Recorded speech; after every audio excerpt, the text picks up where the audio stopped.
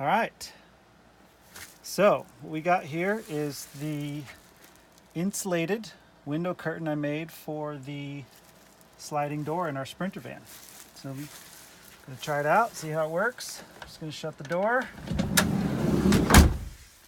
and I sewed this up.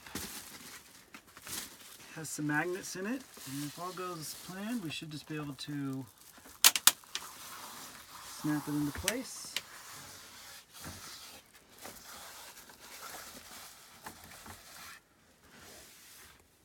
And there it is, piece of cake.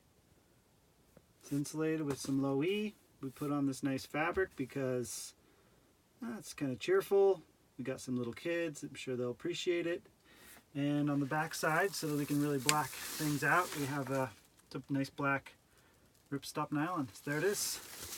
Insulated window curtain. Folds up for easy keeping.